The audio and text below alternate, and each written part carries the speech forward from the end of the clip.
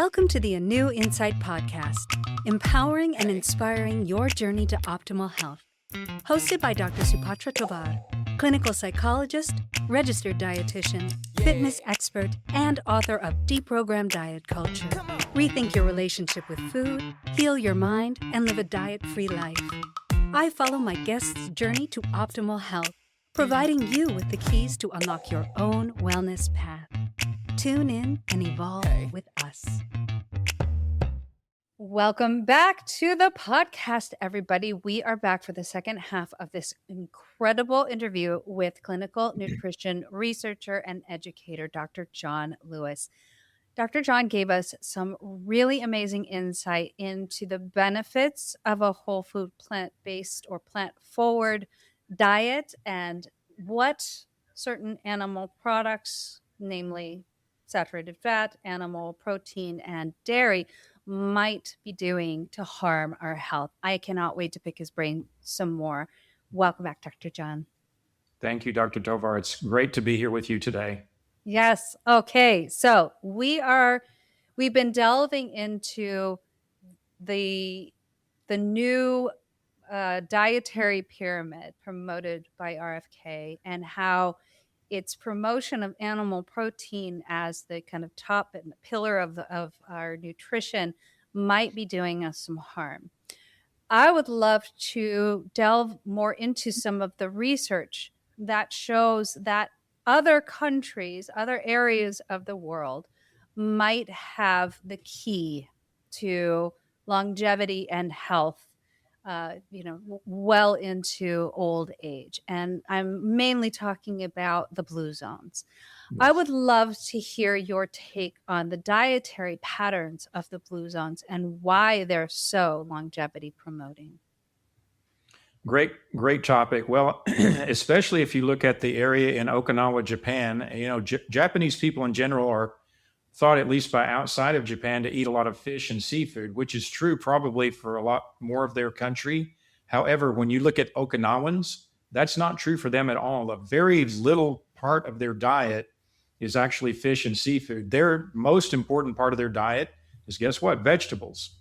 So they're eating a lot of vegetables, grains, fruits, and then they have a little bit of fish, a little bit of animal food. But I think consistently, if you look at Okinawa, the two places in Europe, Costa Rica, Loma Linda. I mean, these are incredible areas where we can do this observational epidemiological research because we know these people have been living in these areas consistently for generations. And then we can track and see what happens to them with their behaviors and with their patterns in life. And so for what I've read and what I've looked into, and by the way, I talk a little bit about this in some of my research, is that they very consistently eat a predominantly plant-based diet. They move every day. They have some amount of activity every single day. They are definitely spiritually, community, family oriented. Those are very important principles to them. They definitely do not smoke. Tobacco use is definitely not significant in any of these zones, as far as I know. And the one difference, though, that seems to be true for the two areas in Europe is that they do have a bit, of a focus on drinking, whereas the other areas don't seem to be drinkers that much at all. So that's the one sort of discrepancy if you look at all the blue zones across the board.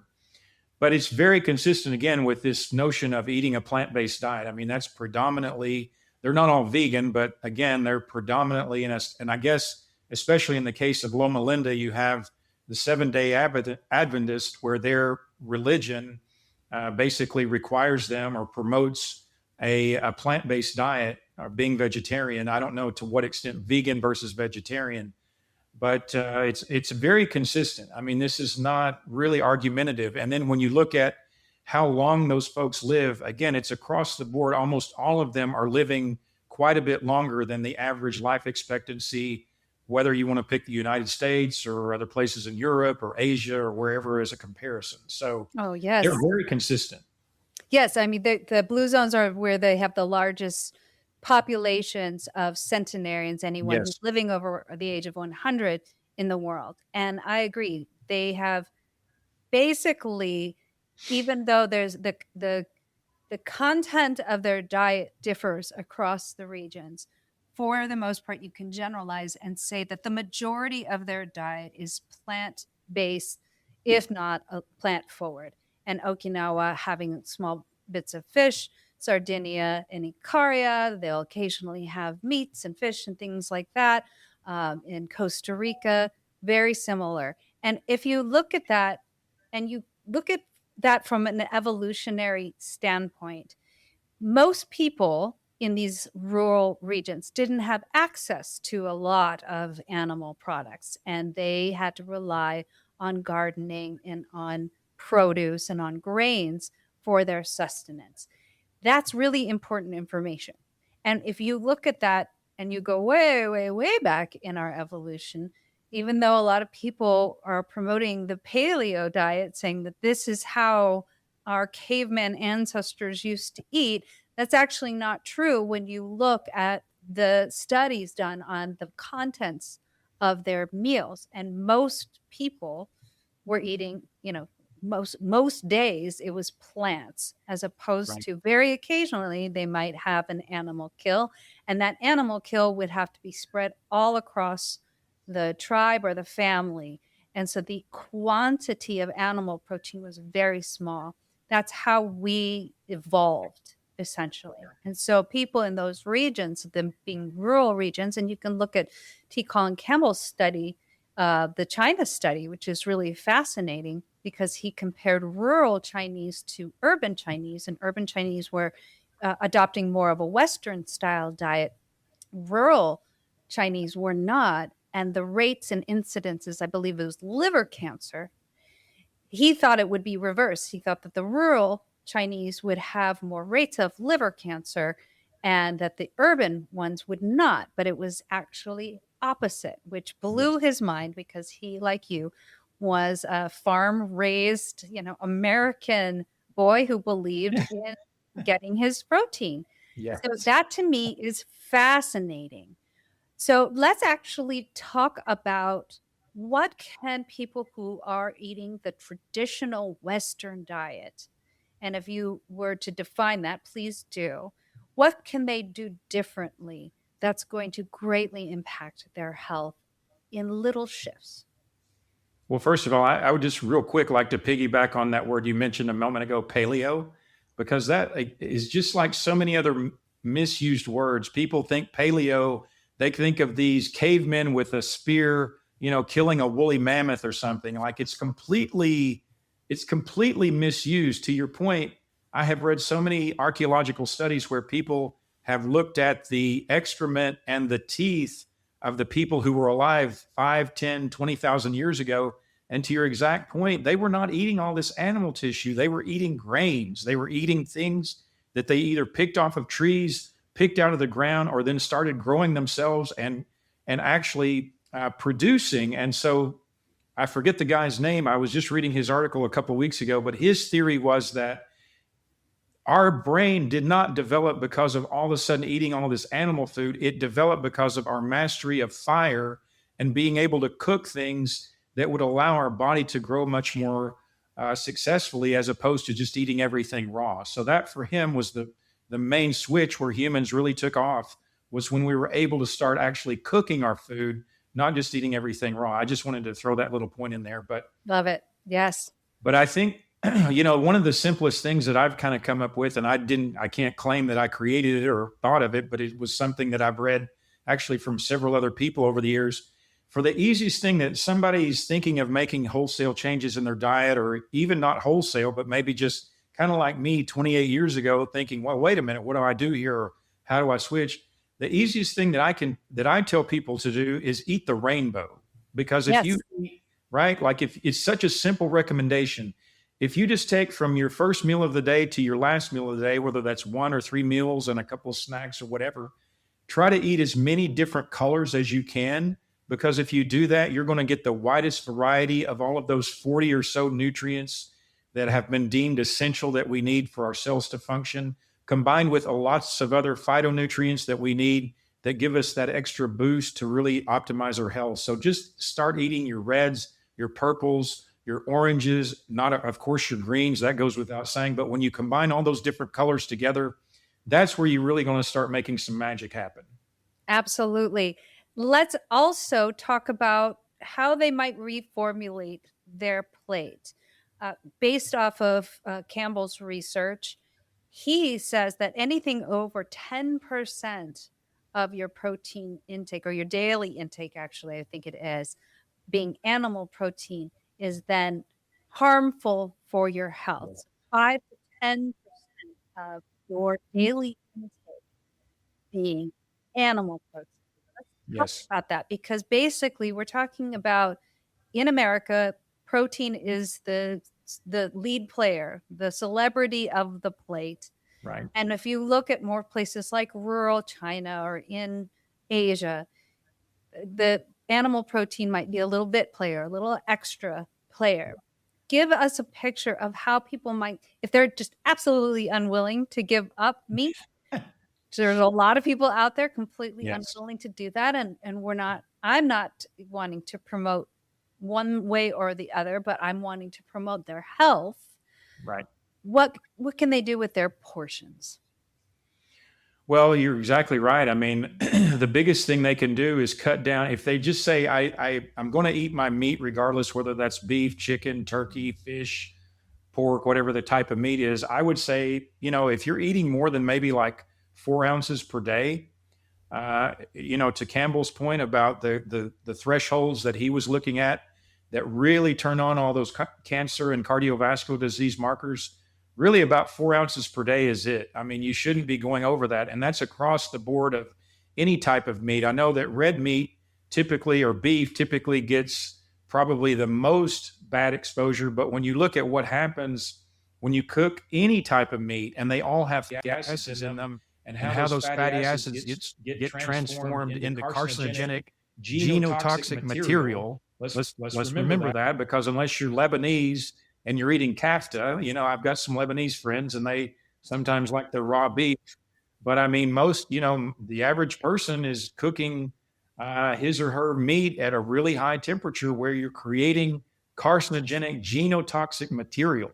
And that is why this stuff is linked to all these different forms of cancer. So just try to limit that as much as you can, and then start incorporating. I mean, again, beans. Like I can imagine you probably are promoting a lot of beans in your practice, at least as a Southerner. Even though we ate all of this dairy and we ate all of this red meat, man, we ate beans all the time, and beans are just such an incredible source of not only protein but fiber, calcium, all kinds of different nutrients that we need to function properly. So when you start replacing some of these animal tissues with your beans, and then maybe add a little bit of brown rice to it, now again you're creating magic for yourself.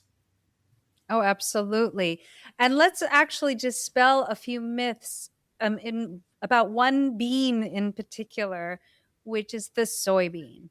There Yes. are and now I am a woman of the later stages, and really started to delve into what supports my nutrition as I'm entering into menopause. And I didn't Mhm. want to have a hot flash. I was like, no, I don't want to have a hot flash. Thank you. That does not sound like fun to me. So I was reading about the Okinawans, and they don't even have a word for menopause. I was like, wait, what? How do they not have a word? They just transition, and it's just poof, like all of a sudden, and they're fine. And you look at how people are suffering. I mean, I have friends, I have family members who've suffered. I don't want to suffer. And so what I did was I just massively upped my intake of organic soy and kelp products. And I will tell you, that has been the magic sauce for me. I eat a lot of soy. Anytime I recommend it, I hear people being like, oh my God, no. If you eat soy, you're going to, I don't know, whatever they say about soy. I love soy. I'm like you. I love it. I eat it very, very regularly. And please do not be scared of it, and do not think that, oh man, I'm going to have all of these problems if I eat it. That's absolutely untrue. The research shows, Yes. again, the total opposite of the industry messaging. Yes. And from what I know, and maybe you can back me up on that, kelp, especially these seaweed products, are very helpful for your thyroid health. Yes, Correct? absolutely. Very, very, very helpful. And I mean, Very high in iodine. exactly. We're our estrogen and progesterone levels are going down, and both, I think, soy and iodine help to keep us in balance. And I think that that's the key, is in balance. We see a lot of those more inflammatory processes and difficulties in women who have that standard American diet. So I Right. think inflammation also is really key in managing, your transition into your later years. If you can reduce inflammation and the inflammatory products that we're talking about, the more acidic products especially, are animal proteins, dairy, and things that are high in that kind of saturated fat content. So if you can start to minimize those, it doesn't mean you have to get rid of them all together, and up especially the plant proteins, which are so helpful not only for giving us the protein that we need, but the fiber that we need as well. And if we could massively up our fiber, there's a whole, movement out there called fiber maxing that I'm totally behind. Not too much, you guys. Don't go crazy on it. Like, not too much, but really upping. We just don't get enough fiber in our diets in the United States. So I think that is really helpful. And so if anybody is of like menopause age, really think about the quantity, the quality, and the proportions of animal products that you have in your diet. And if you can up your soy and your kelp, you're going to be a happy camper who is hot flash free, like this lady over here. I love it. Yes. So let's talk a little bit more about inflammation. And there's a term out there called inflammaging.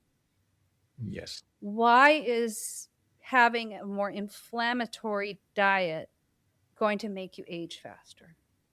Great question. Well, first of all, let's break down that word, because again, there's a word there that needs proper context, right? Like, inflammation is really two different types. You're referring to the chronic type, which is the type that now you can't look at any branch of medical or health literature without recognizing the chronic inflammation role in all the different chronic diseases that are killing us. But when we're involved in an auto accident or we have some kind of trauma, we actually need inflammation, right? We need it because we need that signaling process, all those amazing things that our immune system does to send growth factors and healing factors and repair factors to overcome whatever it is that we were dealing with at that moment. So we're talking about the chronic type, not the acute type, that we actually need to survive and recover from things. But it's incredible what inflammation does to us if it's dysregulated. So what some of the research we've looked at is directly related to this in my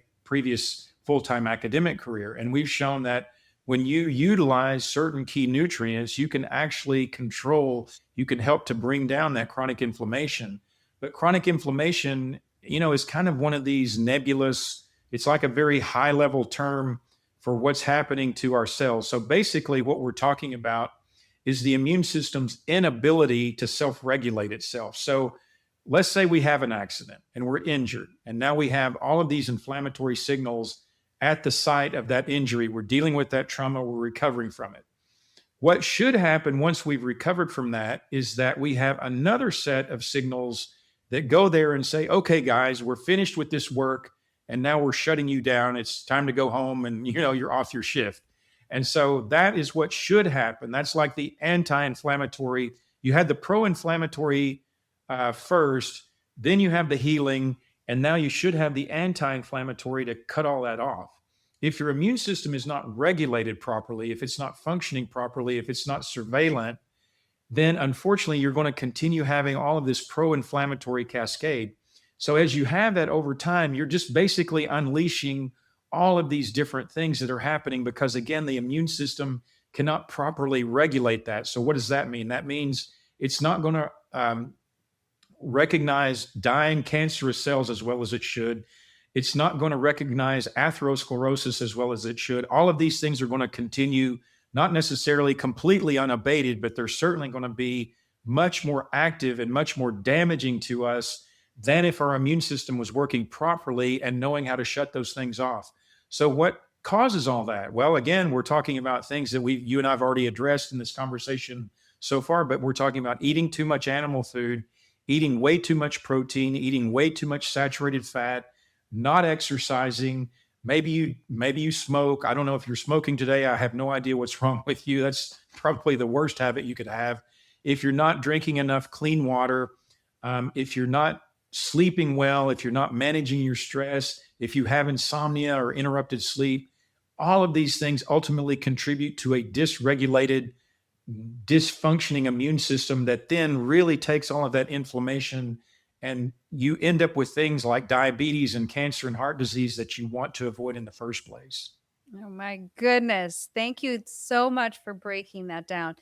So inflammation is not just one thing that we're doing to our bodies. It's many things, and we're That's right. overwhelming our bodies with stress, Yes. different kinds of stress. And so what would you recommend for anybody who sees themselves in this picture? What are some simple things that they can do right now today to reduce their inflammation?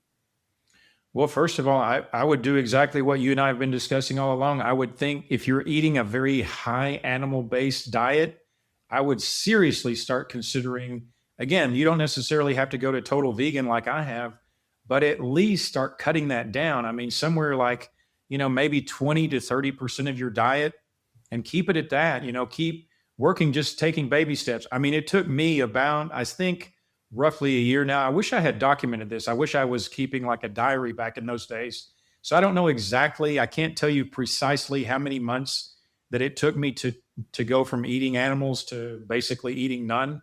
But it was probably about a year period. I didn't want to just try to do it cold turkey. I didn't want to just flip a switch because I knew that it would take metabolically some time for me to adjust to that. So I would say definitely start making that switch. Really think seriously, and don't take my word for it. I mean, go to PubMed, go to pubmed.gov. It's the clearinghouse for the entire world's database of scientific information. Any journal worth its weight in salt will be listed on PubMed. Go there and do your own homework. You don't have to take my word for it.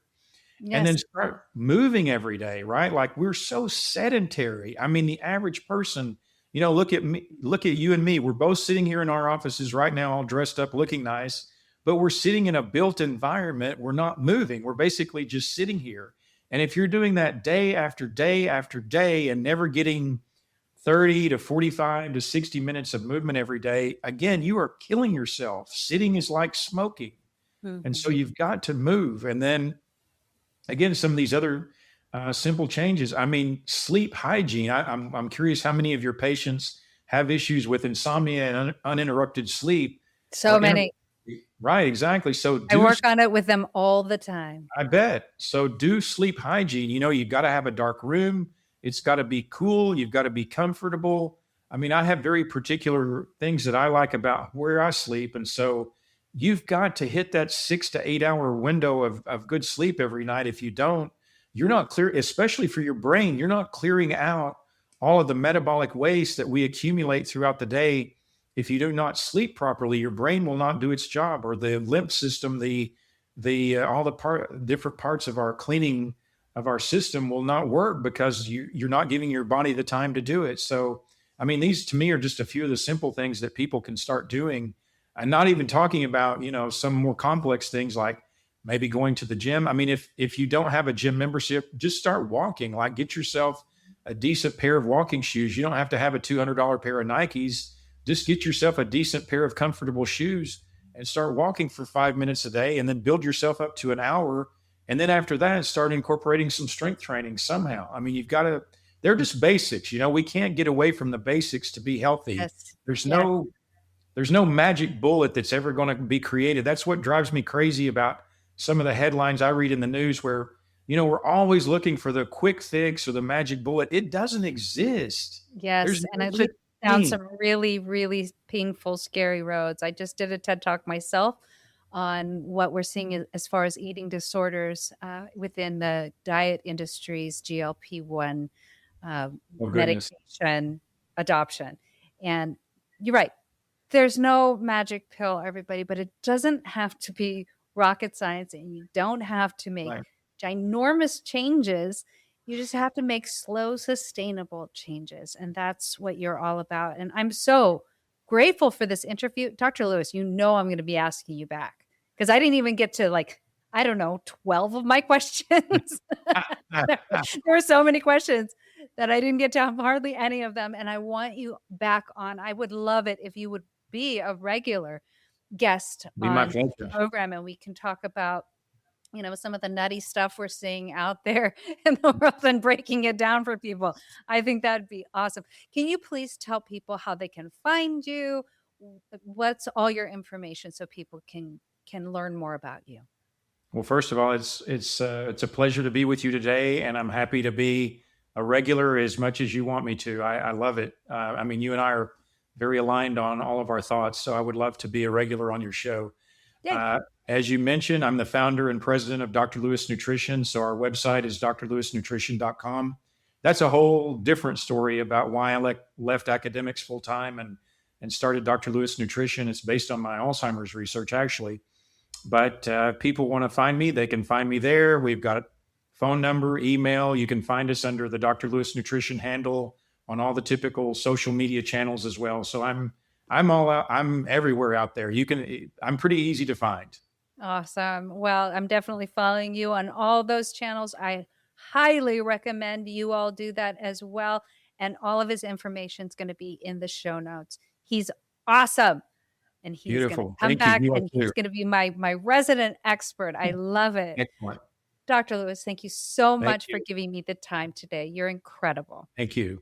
My pleasure. And thank you everyone for joining the ANEW Insight Podcast. I cannot wait for the next exciting interview, and I hope you join me next time. Thanks for tuning into the ANEW Insight Podcast. Please remember, the contents shared on this podcast is for entertainment purposes only and does not constitute medical advice. You can find us anywhere podcasts are streaming, on YouTube at my.anew.insight and at anew-insight.com under the ANEW Insight Podcast tab. And follow us on our socials at my.anew.insight on Facebook, Instagram, TikTok, and Threads for more updates. Tune in next time and evolve with us.